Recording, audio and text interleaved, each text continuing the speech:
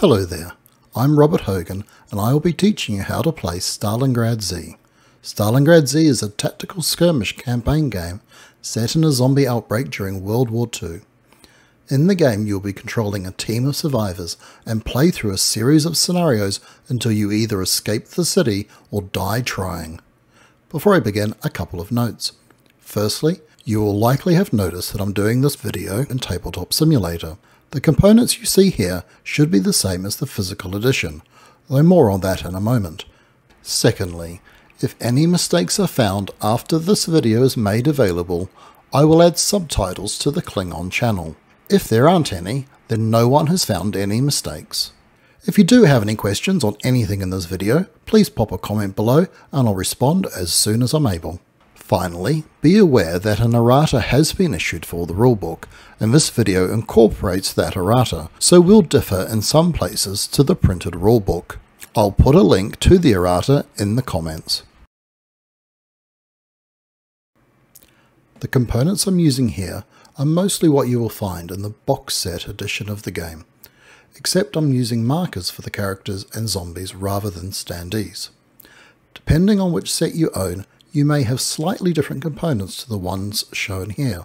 For example, you may have cardboard markers instead of the status dice shown here. And I'll just point out that these markers are not as they appear in the physical game. These are replaced by the hex markers shown in the component section of the rulebook. During this component section, I will just be showing you a few of the core components of the game. The rest of them I will be showing you as we go through the rules. Here we have the character dashboard, which tracks your character's stats, gear, weapons, and lists their special skills. Starting in the top left, we have your character's name, picture, nationality represented by the Iron Cross for Germany, or the Red Star for Soviet. This is the ready weapon slot. It has the club pre-printed on it, but to be clear, you don't start with the club, it's shown for reference only. When you ready a weapon, you'll place a weapon marker onto the space. Next to it is the offhand slot where you may be able to ready a second weapon, but more on that later. Then you have the supply slots, ammo, food, and medkits. Place supply markers up to a maximum of 3 in each to track how many you have. So here we have 1 ammo, 2 food, and 1 medkit. Below that row you have the gear slots. These can be used to store spare weapons and gear, 1 in each slot. These slots are also used when rescuing civilians, which we will cover later on. The grenade slot works the same way as the supplies. Place markers up to a maximum of 3 to track how many you have. You track the character's health here on the health track. If you reach 0, your character dies. I'll cover what happens when a character dies later on. At the bottom here is the fatigue track to track your character's fatigue. Certain spots on the fatigue track cause a penalty to be applied. If you reach a 1 wound space, you immediately take 1 wound, reducing the character's health by 1. This will occur each time you reach the space by increasing fatigue. So if you reach it, you take a wound, then reduce it, and then increase it again, you will take another wound. When you reduce fatigue, and you reach or pass the space, it has no effect. You don't get the health back. The other 2 types are ongoing penalties, 1 to your weapon's stun wound values, and 1 to movement points. I'll explain what both of those are a bit later, but the important part to remember now is that you only apply the highest penalty of each type you have reached or passed with your fatigue marker. So, for example, if your fatigue marker reaches here, you have +1 to your stun wound values. If you increase fatigue to here, you have -1 movement points and +2 to your stun wound values, not +3. The penalties are not cumulative. If you have the book set edition of the game, you will be tracking all of the above on the character sheet. The team control sheet is how you track your character's experience, your campaign progress, and record your character's weapons, gear, and supplies between sessions. The team control sheet can be found on page 41 of the rulebook. You can either photocopy it from the rulebook or you can print it from the digital version, which can be found on the Raybox Games website. I'll post the link in the video description. I'll go into more detail on using the team control sheet later on. The scenario book, pictured here, contains all the scenarios you will play in the campaign. You will start on Scenario 1, displayed on this board in TTS. Do not read any further scenarios until instructed to do so. A scenario is made up of a scenario information page, usually the left-hand page, and a scenario map, usually the right-hand page. The scenario number is at the bottom left of the scenario information page. To the right of that is the zombie pool. Finally, there is a round track at the bottom of the map. In this section, I'll cover some core concepts and terms that will be used in later rules. The first concept I'll cover is adjacency. When a rule uses the term adjacent, it means orthogonally adjacent. So till is adjacent to the zombie in this square to the left, below, right, or above. However, he is not adjacent here. In that square, he's diagonally adjacent to the zombie, and some rules will also use that term. The next concept I'll cover is facing. When on a scenario map, a character is always facing one of the 4 adjacent squares. So facing left, down, right, or up. On the character markers, the direction they are facing is indicated by this light blue section here. If you are using miniatures, then you will need to decide for yourself where the front is and then use that consistently. On a scenario map, you will see some squares, or groups of squares, enclosed with a coloured border. These are referred to as terrain. There are 2 terrain types you will encounter on a scenario map. The first is hindering terrain, which is marked by a yellow border such as this one. Note that each square enclosed by this border is considered to be a separate hindering terrain square for the purpose of any penalties. The second type is obstructing terrain, which is marked by a red border, such as here. Additionally, all walls and closed doors are also considered to be obstructing terrain. Some maps also have obstructing or hindering terrain marked on the border of 2 squares, like this. Some rules will use the term figure. A figure is any character, zombie, civilian or soldier on the scenario map. It doesn't matter if you're using markers to represent them, they're still figures in game terms. Another important concept you'll see in some rules is line of fire. A line of fire represents the ability of a figure in one square to see a figure in a different square. To check if a line of fire exists between 2 squares, you draw a line from the center of the first square to the center of the second square. If it crosses any obstructing terrain, then there is no line of fire between the 2 squares. So, there is a line of fire from till to this zombie.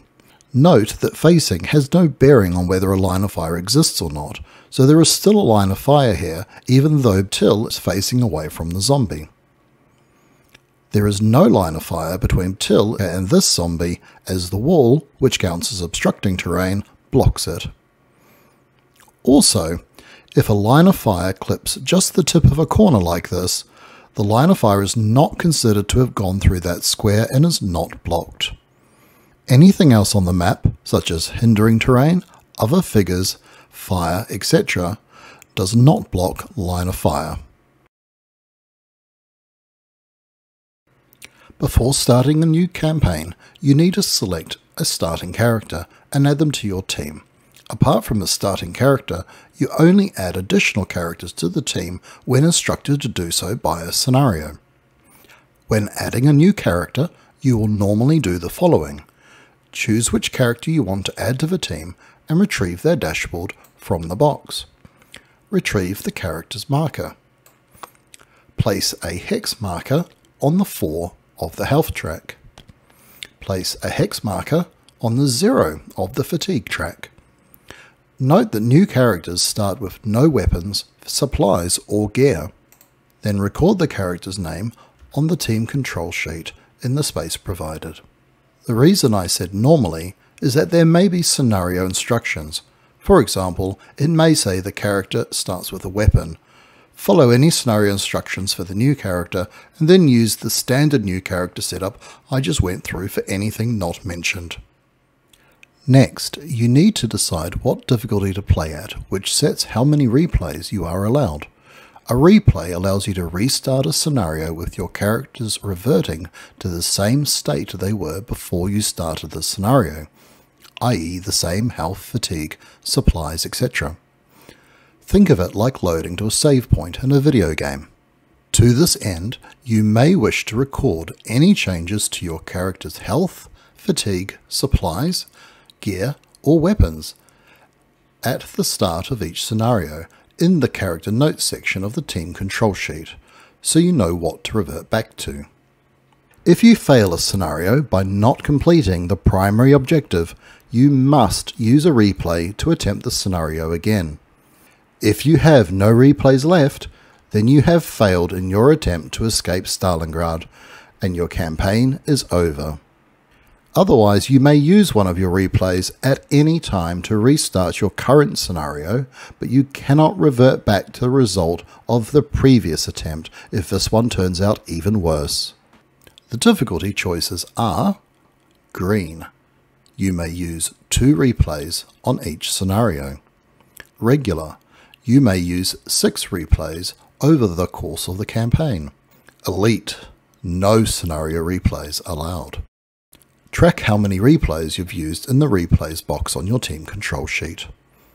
And with that, you're ready to turn to scenario 1 and start the campaign. First, open the scenario book at the scenario you will be playing. At the start of the campaign, that will be scenario number 1. Place the round track marker on the first space of the round track. Next, read through the story text at the top of the scenario. Then look at the forces section for the scenario.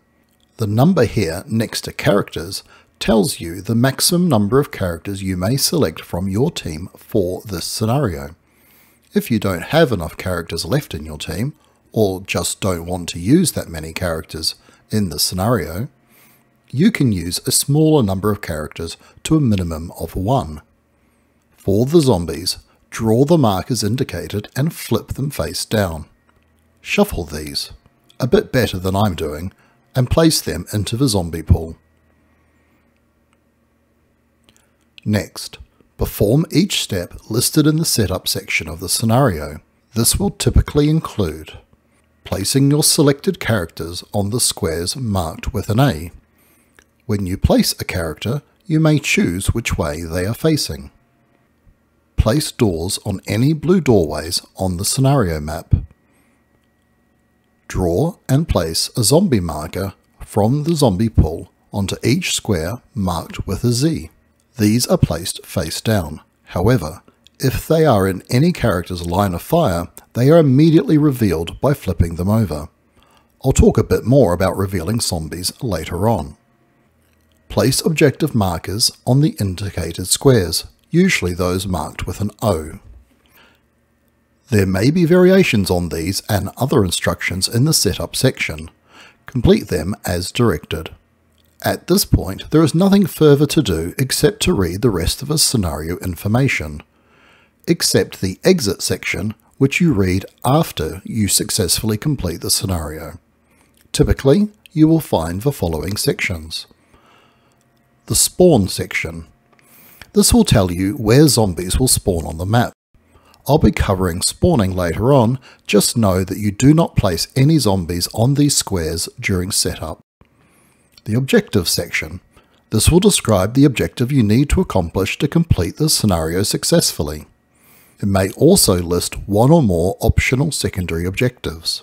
When you complete an objective, primary or secondary, remove the objective marker to indicate that it has been completed. An objective can only be completed once. Things to remember. A list of handy rules reminders that may be relevant to the current scenario. Between scenarios. This lists any effects that occur after the scenario is completed. These will often cause you to either gain fatigue or consume food. More on this later.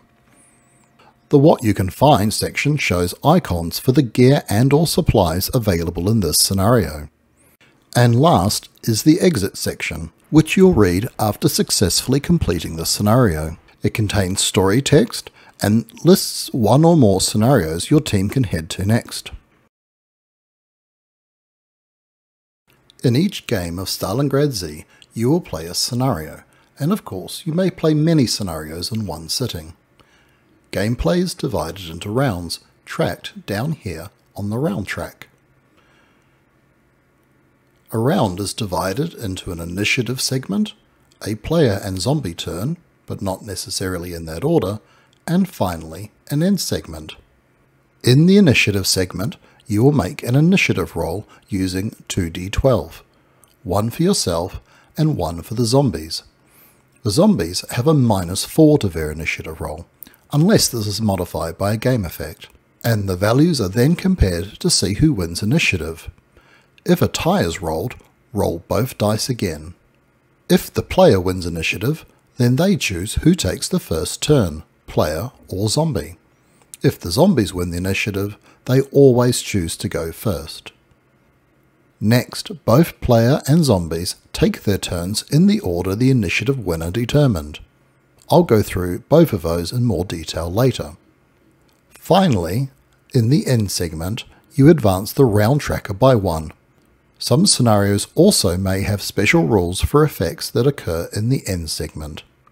If the round tracker is on the last space of the round track when you need to advance it, move it to the first space of the track, and continue playing normally. Except you may no longer record any zombie kills in this scenario. I'll cover recording kills later on. You also move any zombie markers in the discard area back to the zombie pool, flipping them face down and shuffling them in. Some scenarios may also have special rules for effects that occur in the end segment. Before I go into the turns in more detail, I'll cover some basic movement rules that are shared by both zombies and characters. A figure cannot move into or over obstructing terrain. So Till cannot move down into this square or to the right into this square. Likewise, the zombie cannot move left into that obstructing terrain. And in this example, Till can also not move up into this square. A figure cannot move into a square containing another figure, even if friendly. So Till cannot move up past Dasher. She is blocking the way. When moving diagonally, at least one of the adjacent squares you are moving past must be unobstructed and unoccupied. So Till cannot move diagonally past these two zombies, or past Dasher and this wall. And this zombie can't move diagonally past these two other zombies. Before we start on the zombie turn, let's first talk about revealing zombies, as this can happen at a number of different points in the game. You immediately reveal zombies as soon as they come into the line of fire of a character, and regardless of the character's facing. This might happen during spawning, character or zombie movement, or due to a scenario effect. If you are playing with miniatures or standees, it is at this time that you place it on the board, swapping out the revealed zombie marker. Designate an area next to the scenario book to be your in-play area, making sure it is separate to the discard area. Place the zombie marker you swapped out into the in-play area. When the zombie dies, move the marker from the in-play area to the discard area. Now we'll look at the zombie turn. The zombie turn is broken into 3 phases: the start phase, action phase, and final phase. Let's start by covering these at a high level. Zombies don't do anything in the start phase, unless specified by the scenario. In the action phase, each zombie is activated and may move and/or attack In the final phase, new zombies may spawn. Now let's cover the zombie action phase in more detail. In the zombie action phase, we activate each zombie on the map one at a time, starting in the bottom row and moving up, and working left to right within each row. So, in this example, the first zombie to activate is this beta. When activating a zombie, we first complete its movement and then its attack. Let's play through the rest of the zombie turn to see how both moving and attacking works. Zombies move as many squares as indicated by their move value for their type. You can find this information in the player reference or the rulebook. The two types of zombies on this map, beta and armoured, both have one move. They can move in any direction, including diagonally, and it only counts as one move. When moving a zombie, you first need to determine the zombie's target. Unless otherwise specified, this is the character, soldier, or civilian that can be moved adjacent to in the smallest number of moves, ignoring other zombies. In this case, the nearest target is Till, as they could be moved next to in 4 moves. 1, 2, 3, 4. Now, why wouldn't the zombie just move diagonally here? Zombies won't move diagonally past fire, so this isn't a possible path for them. Next, you determine the square the zombie moves to by assessing the following 3 options. The zombie will perform the first one it can complete successfully. If the zombie can move adjacent to their target, then they do so. This zombie can't move adjacent to Till. If the zombie can move diagonally adjacent, then they do so. Again, he's too far away to get diagonally adjacent to Till. And third option, the zombie moves along the shortest path to the target. This the zombie can do, and so moves here. The next zombie to activate is this one. His target is Till, who he can move adjacent to in 2 moves. Either 1, 2, or 1, 2. In this situation, the player can choose which path the zombie will use. So you could move the zombie to either of the 2 squares. Here or here. For our example, let's move him here. The next zombie to activate is this one. And they can move adjacent to Till, so they will do so. Now we have this zombie here. They can't move adjacent to Till as that square is blocked by another zombie, so they can't complete that option successfully, but they can move diagonally adjacent, so they do so. The next zombie is stunned. Stunned zombies don't activate. Instead, remove the stun token and move on to the next zombie. Next, we activate this zombie, and we look to see who his target is. He can move next to Till in 2 moves. 1, 2. Why not move adjacent to him this way? Another zombie movement rule is that they cannot move onto or over hindering terrain, so he can't go that way. Now he can move next to Dasher or the civilian in 1 move. Remember that we ignore other zombies when checking this. So one of those 2 is his target. When there are multiple targets at the same distance, the player chooses. In this case, we'll choose Dasher. Next we determine where he moves.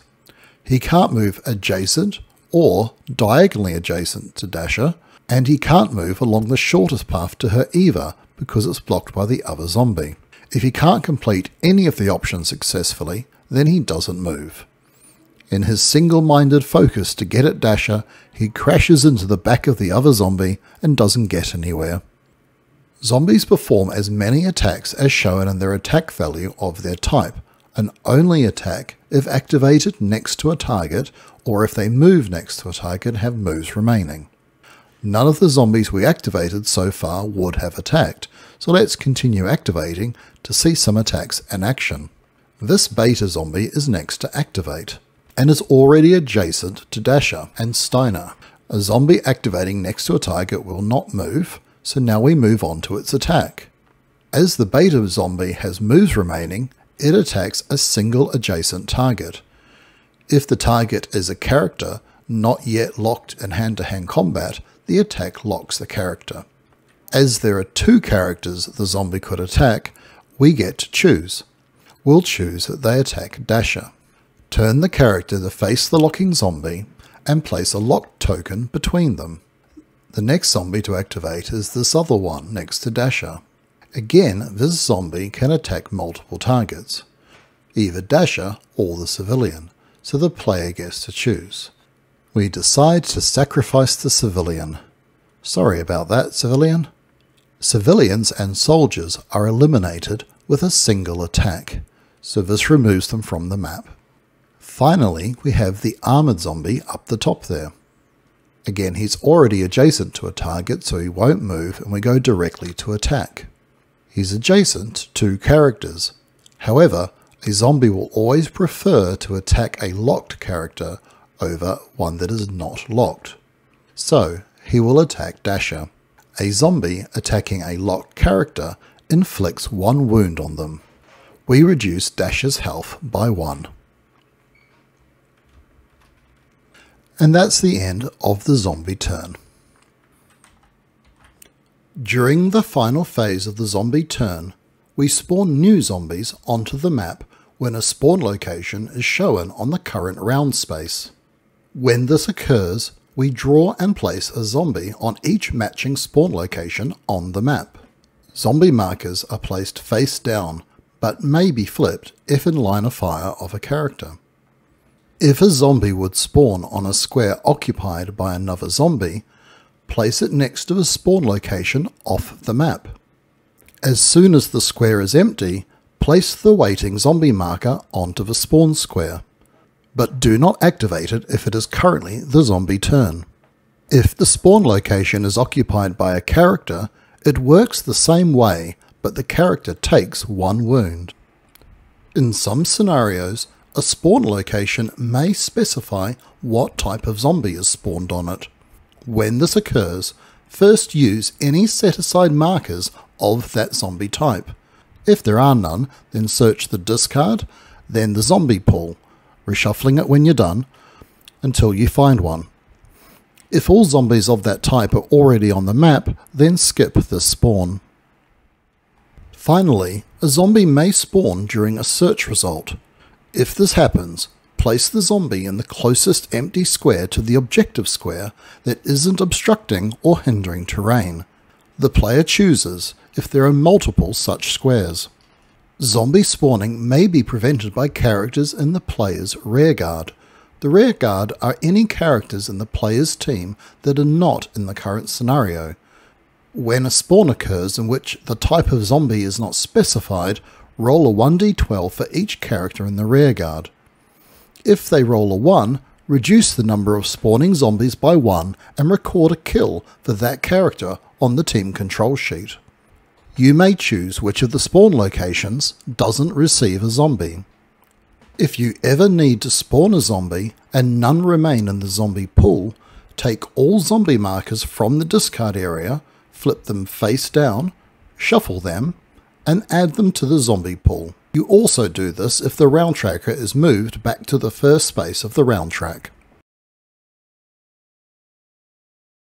A turn is broken into 3 phases: the start phase, the action phase, and the final phase.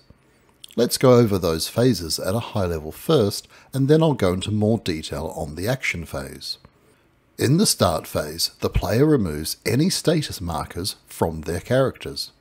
Next, during the action phase, you will activate each character one at a time, in an order of your choosing. You must complete a character's activation before starting another one.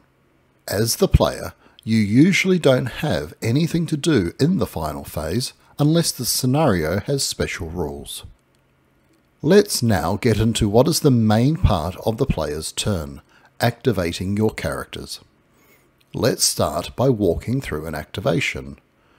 It's my turn and I start by activating Dasher. When activating a character, you must declare if they are stationary, walking, running, or performing a special action. Let's declare Dasher as walking. This gives Dasher 4 movement points to spend and an attack action. Movement points can be spent on movement actions listed in this movement table. Note that some movement actions are only available when walking, and that the movement cost of an action may be higher if you're running.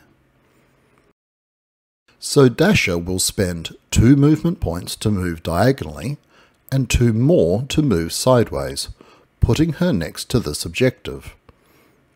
There aren't any zombies around, so she doesn't have anything to attack, so I end her activation. If you end an activation without attacking, you place a covering status marker, a 0 for stationary, a 2 for walking, and a 4 for running. Dasher walked, so I'll place a 2. Covering markers last until the start phase of the next player turn and allow the character to interrupt at any time in the round to make an attack, replacing the covering status with an attacked status. I'll cover this in more detail when we get to attacking. Next, let's talk about the 2 declaration options that are similar to walking, stationary and running. Declaring a character as stationary gives them only an attack, so no movement points. But they get a bonus to attacking. More on that later. Running gives a character 8 movement points to spend and an attack, but they also receive a penalty when attacking. Again, more on that later. Now let's look at some movement actions. I won't go through all of them as most are pretty straightforward, but let's look at a few in a bit more detail. I'll also just mention now that a character may perform the actions available to them in any order, so they can attack before, after, or between movement actions. The open-close door action requires you to be adjacent to the door. Remove the door from the map when it is opened and replace it when closing.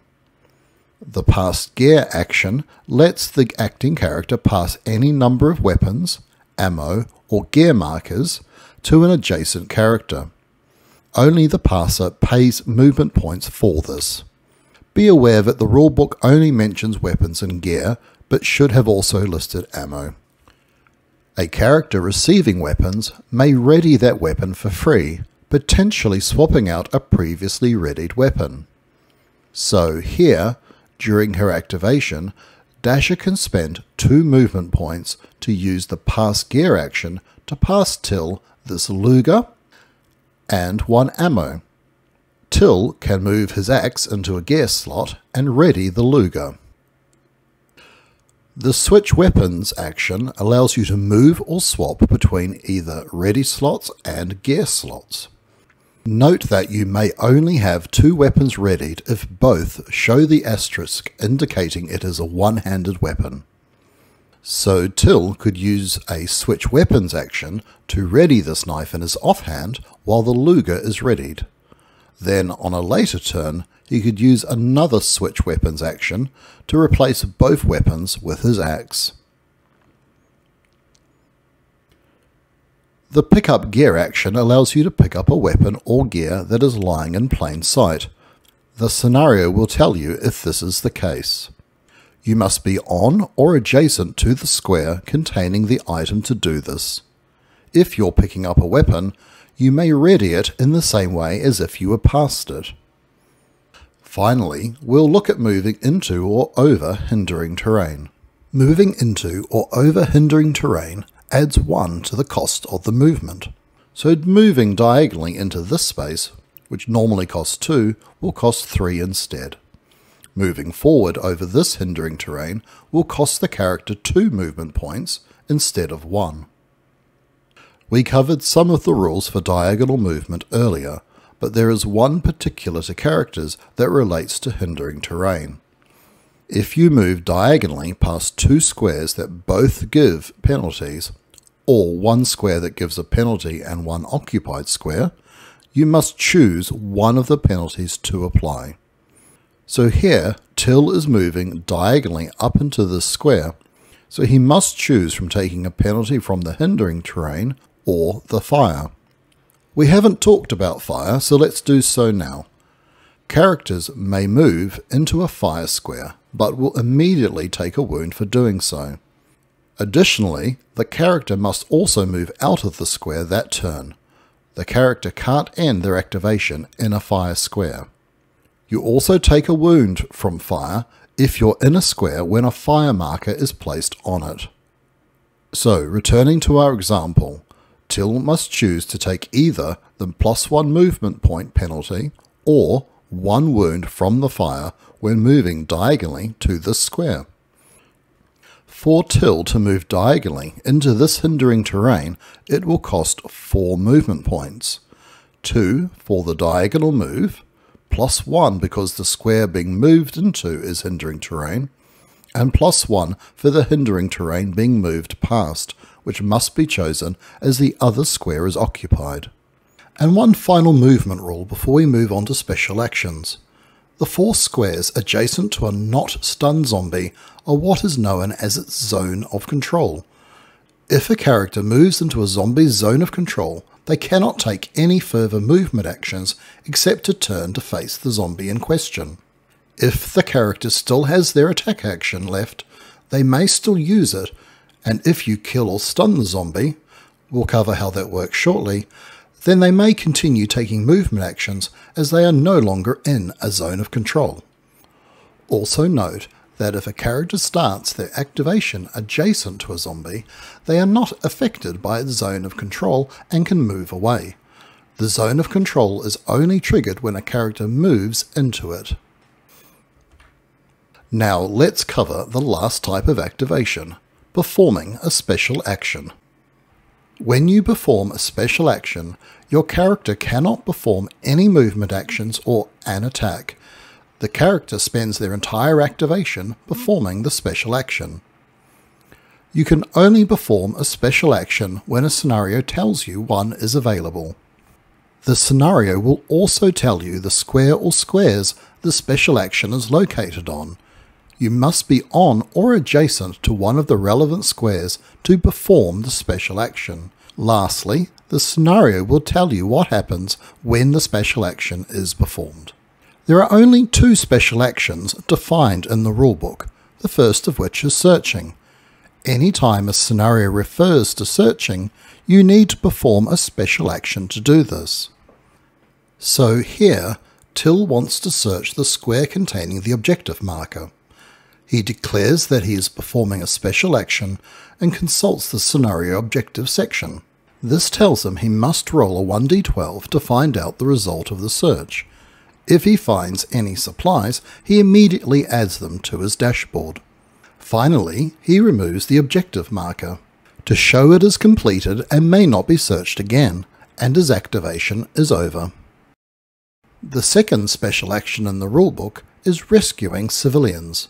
Some scenarios may contain civilians who need rescuing. To rescue a civilian, you must be adjacent to them and perform a special action to place them into an empty gas slot. Civilians in a gas slot are immune to noxious gas clouds. If a character with a civilian takes a wound, then they may sacrifice them to avoid the wound. If the civilian is still in the gas slot when the scenario is successfully completed, then they are rescued. Roll for a reward on the civilian reward chart on page 40, and keep track of how many civilians have been rescued during the campaign on the team control sheet. All other special actions will be described in the scenario in which they can be performed. Before I cover the attack action, I'm going to familiarise you with the weapon marker layout. Here, at the top left, is the rate of fire, which is the number of dice rolled when attacking with this weapon. Down here at the bottom left are the weapon's stun wound values, which are the numbers you'd need to roll equal to or higher than to stun or wound the zombie respectively when making a ranged attack. In the bottom middle is the point blank range. This is the maximum range you can attack to without incurring a penalty. At the bottom right is the range modifier. This is used to calculate the penalty when attacking a target outside of point-blank range. We'll cover this in more detail later on. At the top right is the hand-to-hand stun wound values, which are used if you have to use this weapon in a hand-to-hand attack. All weapons can be used in hand-to-hand. Thematically, you're striking the zombie with the stock of the weapon. Here, the values happen to be the same as the ranged attack values, but they are usually different and get worse the more unsuitable the weapon is for close quarters fighting.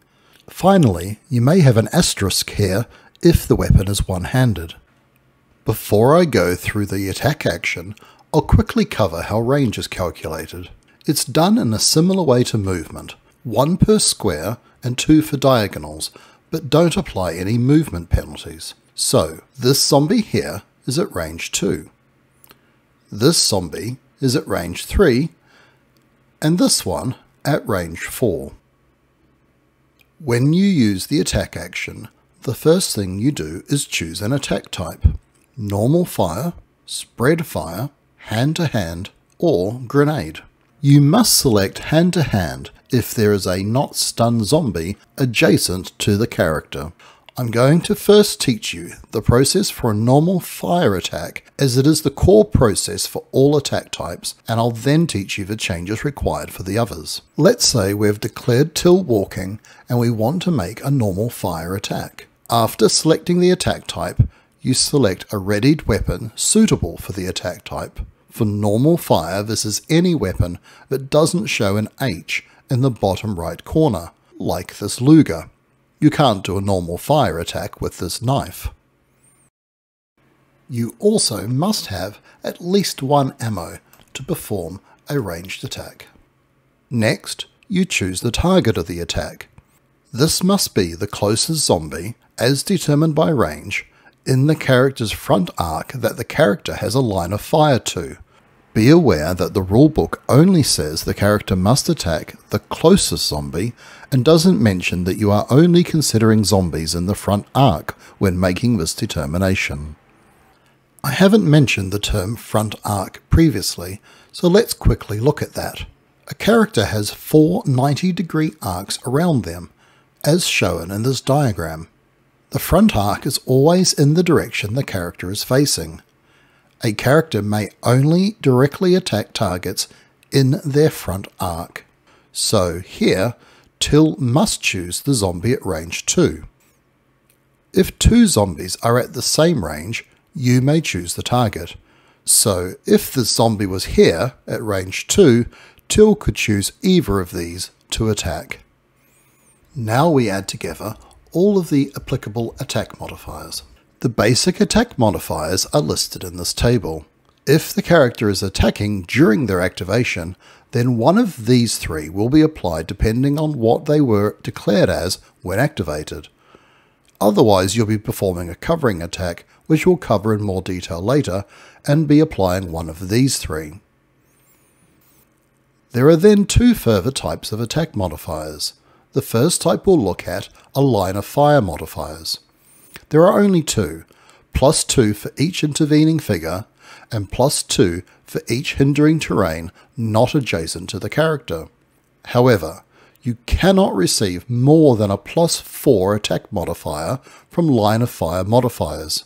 Unfortunately, this was left out of the rulebook, so this rule is effectively an errata. When calculating the line of fire modifier, you look at the line of fire from the character to the target. You must consider any square or terrain type the line passes over when calculating the modifier. So here, there is no attacking penalty because the hindering terrain is adjacent to our character. The second type of attack modifier is the ranged attack modifier. This is applied when you attack a target outside of a weapon's point-blank range. As we work through an example, I'm going to place the Luger here in view so that we can see the values as we do this. The Luger's point-blank range is 4, so the zombie at range 2 is within point-blank range, so there is no range attack modifier. We now sum up our attack modifiers. We also need to apply any attack modifiers from fatigue penalties and any special scenario rules that might currently apply. but in this case there weren't any, so we are using the weapon's base values. So we are stunning on the roll of a 6 or better, and wounding on the roll of a 9 or better. Next, you roll dice one at a time until we have rolled as many as the number shown in the weapon's rate of fire. If something changes that would change the attack modifier, then it is immediately applied before rolling the next die. In a normal fire attack, that is only going to happen when you stun a zombie. The rest of your attack rolls then benefit from the associated -3 attack modifier. Of course, none of that really matters in this attack, as we only roll one die for the Luger anyway. As each die is rolled one at a time, you resolve any effects from it as follows. If you roll equal to or over the modified stun value, then the zombie has been stunned. Place a stun token next to the zombie if one isn't already present. Stun tokens are never stacked, so rolling a stun result against an already stunned zombie has no effect. If you roll equal to or over the wound value, then the zombie takes 1 wound. If the zombie only has 1 health, you've eliminated the zombie. Remove the figure from the map and place it in a discard area on one side of the scenario book, not back into the zombie pool. If the round tracker is on its first go around on the round track, record a kill for that character on the team control sheet. If you are removing a miniature or standee, take a zombie marker of the same type from the in play area and move it to the discard area. If the zombie has more than 1 health, place a wound token next to it to indicate the damage and a stun token if one wasn't already present. A wound result is also higher than the stun value, so it also counts as a stun. If you roll a 1 during an attack roll, you reduce the character's ammo by 1. If this has reduced the character's ammo to 0, you will still finish out this attack normally, rolling as many dice as the weapon's rate of fire. You can only lose a maximum of 1 ammo per attack action, so subsequent rolls of a 1 are ignored.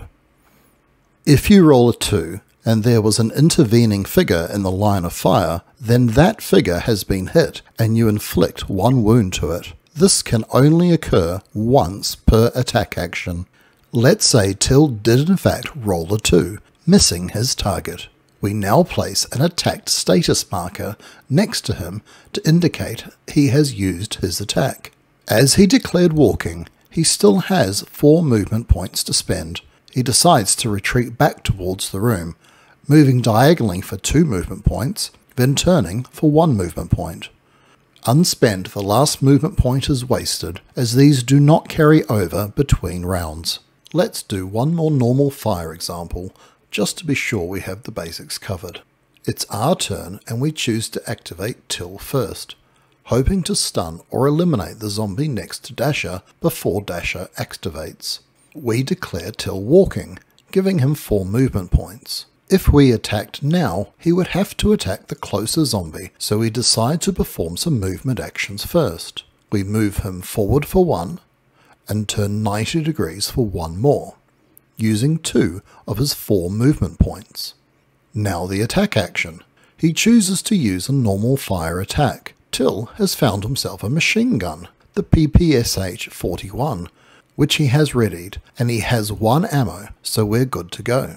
I'll bring it up to the map so we can refer to it. Next, we choose our target. Closest zombie in Till's front arc is now the one next to Dasher, so they're our target. Now, we figure out our attack modifiers. First, we look to see if there are any applicable standard attack modifiers. Walking is a +0, so can be ignored, and the rest aren't relevant. Next, we check the line of fire. It's passing over hindering terrain, but it's adjacent, so we can ignore that. Now we check the range. The PPSH has a point-blank range of 3, and the zombie is outside of that at range 6. A weapon's range modifier can be added to its point-blank range, allowing you to reach further away targets, but each time it is added, a +1 attack modifier is applied. So, adding our range modifier of 2 to the point-blank range increases the range from 3 to 5 and gives us a +1 modifier.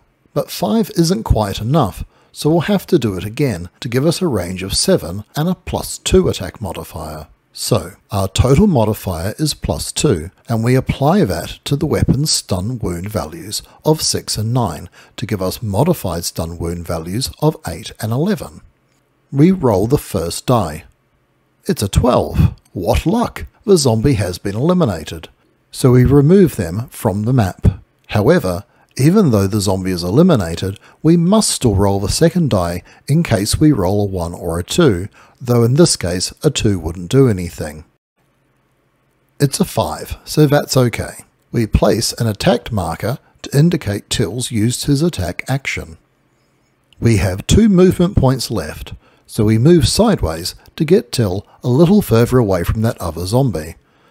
That costs 2 movement points, so with that, Till's activation is finished. We're now ready to go over the other attack types. Remember that these use the same rules and process as a normal fire attack, but with the exceptions and changes I will now teach you.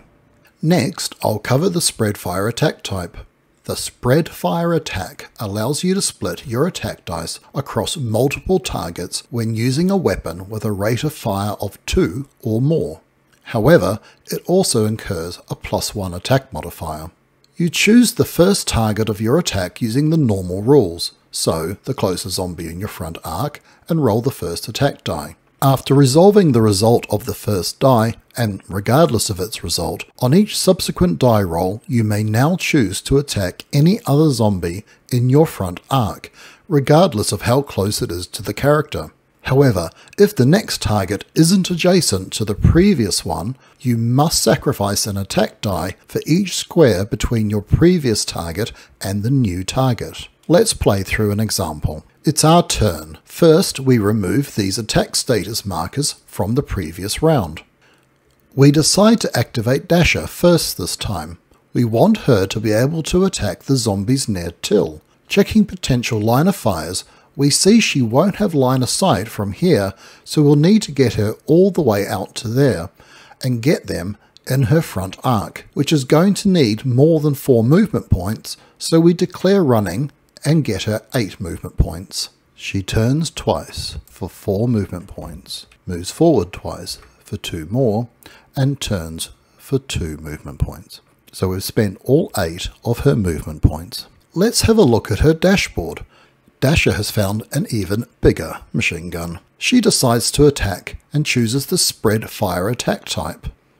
Her first target must still be the closest zombie in her front arc, so it will be the one to the right of Till. Now we look at the standard attack modifiers. She declared running, so that gives a +2 modifier.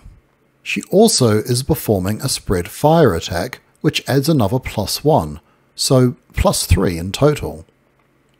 We check line of fire, and there are no modifiers there. The MG34 has a point-blank range of 5, and the target is at range 4, so no ranged attack modifier. So our total modifier is +3. Added to the MG's stun wound values of 6 and 9, we are stunning on a 9 and wounding on a 12. We roll our first die. It's a 10. The zombie is stunned, so Dasher decides to move on to the next zombie. However, as the next target is not adjacent to the previous one, she will have to sacrifice one of her attack dice. We still roll that die to check for ammo loss. It's a 1. Bad luck. That reduces Dasher's ammo to 0. That doesn't affect this attack, but on future turns she'll have to get some more ammo before performing another ranged attack. The MG's rate of fire is 3. She already used 1 attacking the first zombie and has now sacrificed 1, so she has 1 left to attack the second zombie with. We now need to recalculate our attack modifier. The standard modifiers haven't changed, so still +3 there. However, we now have an intervening figure in the line of fire, so that adds +2, taking us up to a +5. Also, this zombie is at range 6, so we'll need to use the MG's range modifier of 3 to increase the range from 5 to 8, giving us a +1 modifier, and taking the total modifier to +6. So, we are stunning on a 12 and wounding on an impossible to roll 15. We would also wound the intervening zombie on the roll of a 2. She rolls a 6, a miss. which ends her attack action, and we place an attack status marker, and ends her activation. The changes in the rules for hand-to-hand attacks mostly relate to the values used on the weapon. Firstly, a hand-to-hand attack can be made with any readied weapon. However, you always use the stun wound values in the top right of the weapon marker. Further to that, if a weapon does not have an H in the bottom right corner, you do not use the rate of fire or point-blank range printed on the marker. Instead, the weapon is considered to have a rate of fire and point-blank range of 1. If the weapon does have an H in the bottom right corner, then use the printed rate of fire and point-blank range normally. Finally, you never use the range modifier in hand-to-hand combat, as you cannot attack outside of the weapon's range. Hand-to-hand attacks also never consume ammo, so there is no effect if a 1 is rolled. However, a roll of a 2 can still hit an intervening figure if 1 is in the attacker's line of fire to the target. The last rule I'll mention is that if you're adjacent to a not stunned zombie, you must select a hand-to-hand attack type. Let's go through a hand-to-hand attack example, which Till will now demonstrate. We activate Till and declare him stationary. He has to select the hand-to-hand attack type as he is adjacent to this not stunned zombie. So he couldn't use a normal fire or spread fire attack on this zombie. He could have declared walking or running and used some move actions to get away from the adjacent zombie and then used one of those attack types, but for the sake of this example he is sticking with the hand-to-hand attack. Till has his axe readied, which I'll bring up next to him, so we can see it during the example. The axe is a specialised hand-to-hand weapon, as shown by the H where the range modifier would normally be, so we use its printed range of 2 and rate of fire of 1. The closest zombie in Till's front arc is this one here, and it is within the axe's 2 point-blank range. Till could have declared walking and turned around to attack the other zombie, but for the example we'll stick with the stunned one. Next, as usual, we will look at the standard attack modifiers. Declaring stationary has given us a -2 attack modifier, and the zombie being stunned gives us an additional -3, so we have a total -5 modifier so far. You do still check line of fire modifiers in hand-to-hand attacks, but it's only usually relevant when someone like Till, with a range of 2, is attacking over another character. Here, there is no line of fire modifier. And as mentioned before, there is never a ranged attack modifier on a hand-to-hand attack. So, our total attack modifier is -5, and when applied to the axe's stun wound values of 5 and 8, have a stunning on 0, meaning any result will stun, and wounding on a 3. Of course, a stun result will have no effect, but will kill the zombie on a 3 or better. Now we roll our single attack die. We get a 6, eliminating the zombie. With the attack complete, we place an attack status marker. As we declared stationary, Till has no movement points, so that ends his activation. Now we move on to the last attack type, grenades. The rules for grenades are split into 2 parts. The first covers throwing them, and the second covers the explosion, which is the actual attack. Although I'll use the grenade to explain these rules, the same rules apply to all throw-in area of effect weapons, AOE for short, which is shown on such weapons' top left corner.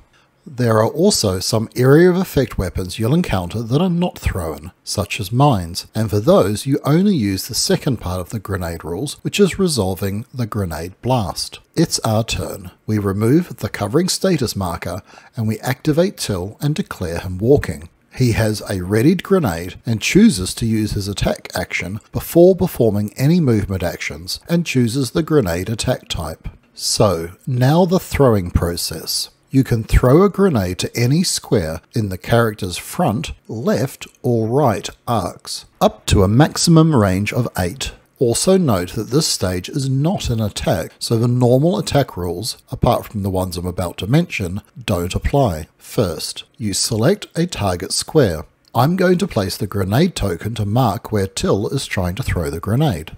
Next, you calculate a throw hit number, which starts as the range you are trying to throw to, which in this case is 4. Next, you apply any attack modifiers the same way you would if performing an attack. Till declared walking, so no modifier there, and none of the other regular attack modifiers apply. Then you check line of fire modifiers to that square.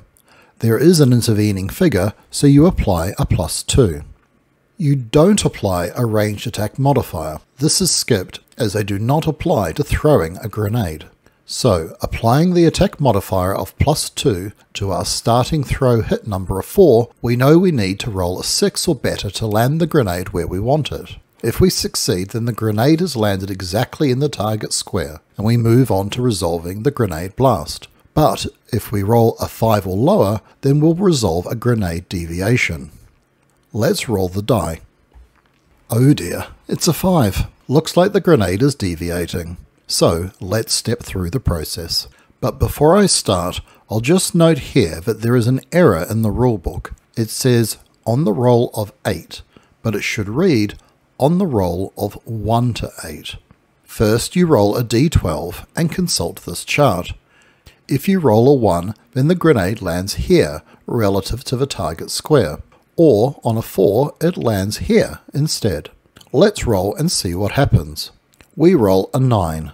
This means the grenade deviates 2 squares, and you roll again to determine direction. On the second roll, if you roll a 9 or higher, you just ignore the result and roll again until you get a 1 to 8. We roll again and get a 5, so it deviates 2 squares straight towards us. Now I'll finish the character's activation. Seeing the grenade dangerously close, Till decides to put some space between him and the grenade. He moves forward for 1 movement point, and then moves diagonally into the hindering terrain for 3 movement points. This ends his activation. Now let's cover the rules for resolving the grenade blast. Grenades explode at the end of the throwing character's activation, so you now resolve a separate attack on each figure that the grenade has a line of fire to, calculating both range and line of fire from the square the grenade is exploding in. Effectively, it's like the grenade is performing the attack, which if you think about it, it kind of is. Grenades also have no printed rate of fire. Use a rate of fire of 1 when resolving its attacks. You also do not use any of the activation attack modifiers. The grenade is not considered to be stationary, walking, or running. The attacks are resolved in range order, starting with the closest zombie and working away from the center of the blast. Use the standard attack process with the following changes. The first change is that the square the grenade is in is considered range 1, so this zombie is at range 1 for the grenade's attack. The second is that the rule of ignoring adjacent hindering terrain does not apply to a grenade attack. The third change is that a grenade attack never consumes ammo. It does consume the grenade being used, which is discarded at the end of the attack, but the roll of a 1 does not cause the character to lose ammo. The final rule change is that any zombie in the weapon's point blank range is automatically stunned, regardless of the attack die value rolled. Now let's resolve the blast of this grenade as an example of how this is done. The closest zombie is this one here, so let's resolve the attack against them. There is no applicable standard attack modifier, no line of fire modifier, and the target is within the point blank range, so there is no range attack modifier. So the final stun wound values are 6 and 9. We roll the attack die and get a 3. Normally a miss, but the zombie is still stunned as it is within the point blank range of the grenade. Next we have this zombie, at range 3 from the grenade. There are no line of fire modifiers, the zombie in the grenade square doesn't count as being in the line of fire, and the zombie is at range 3, which gives a +2 ranged attack modifier. So they'll be stunned on an 8 and wounded on an 11. We roll and get an 8. Stunning the zombie, so we place a stunned marker. Next we have this zombie at range 4. But if we look at the line of fire, there is some hindering terrain in the way. Normally, hindering terrain adjacent to an attacker is ignored, but not for grenade attacks. so the +2 modifier is applied for both squares, taking the line of fire modifier to its maximum of +4. The ranged attack modifier will be +3, so a total modifier of +7. This means to even stun the zombie, we need to roll an impossible 13, so we don't need to roll an attack against this zombie. Next we have this zombie at range 5. The stun zombie is in the line of fire, so that gives a +2 attack modifier. If the stun zombie had been eliminated instead, there would have been no line of fire modifier, as it would have already been removed before this attack occurred. Then we calculate the range attack modifier. At range 5 we'll need to use the range modifier of 1 4 times to increase the point blank range up to 5, so a +4 range attack modifier. In total you then have a +6 modifier, taking the grenade's stun wound values to 12 and 15. There is no chance of a wound, but if we roll a 12, then the zombie will be stunned. But even if it were impossible to stun the zombie, you would still roll in case you roll a 2, which would mean the first intervening figure takes a wound, which would be this zombie. Let's roll. It's a 4. No effect. The other zombie soaked up too much of the blast. There is no attack on this zombie, as the grenade has no line of fire to him, as it is blocked by this wall. Finally, we have Till. If a character is attacked by a weapon with stun wound values, they are wounded, losing 1 health on a stun result or better. Humans are a bit more fragile than zombies.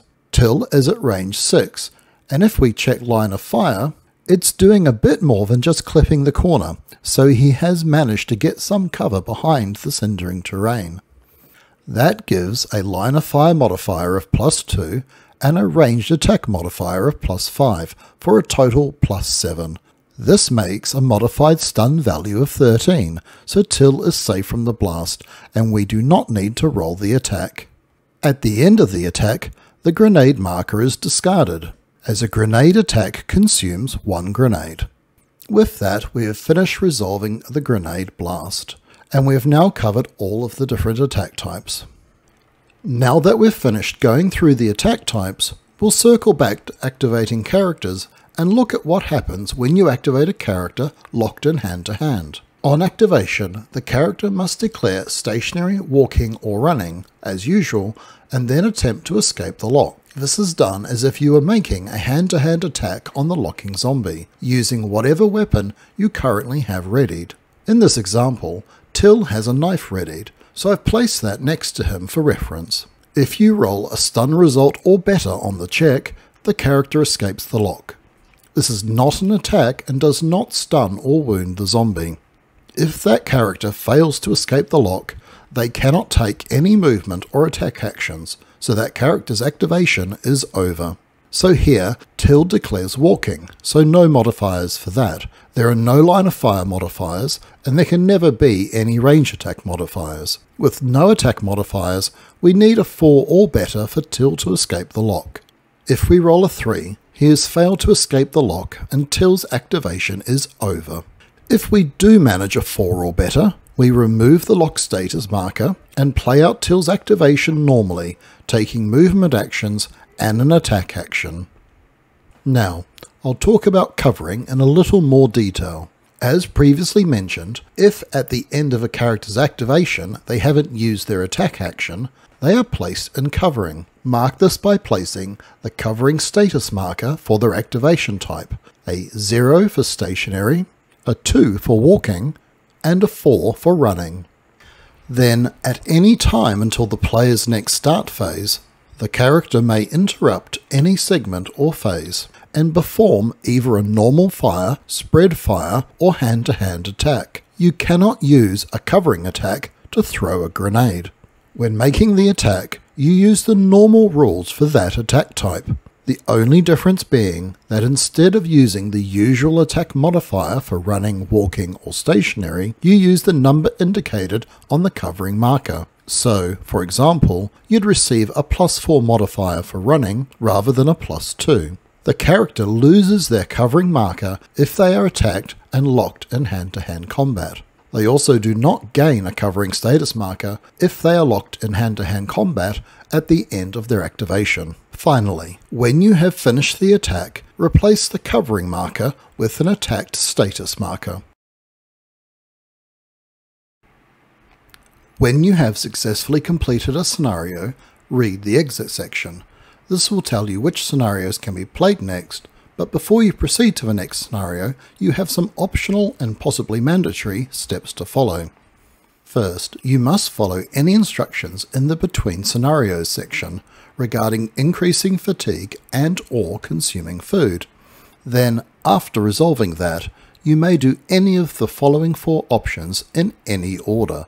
If listed in the Between Scenarios section, you may play a scavenging scenario. Also, if listed, you may play a hauling up scenario. You may discard a medkit to heal a wound on a character, and you may discard a food to reduce a character's fatigue by 1. You may discard as many food and medkit markers as you like, but be aware that each character can only consume 1 food and use 1 medkit between scenarios. So, if a character consumes food to avoid gaining fatigue, they can't also consume food to reduce fatigue, or consume hot food after successfully completing the holding up scenario. In this section I will cover off a few other things that didn't quite fit into the other sections. Some maps contain craters, foxholes, or trenches. The same set of rules apply to all 3 of these map features, so I will talk about them collectively. Firstly, I'll talk about how they affect movement. Moving over the border wall of one of these counts as moving into hindering terrain. So, moving down into this trench will cost 2 movement points instead of the usual 1. Likewise, moving diagonally out of this trench crosses another border wall, so it will cost 3 movement points rather than the usual 2.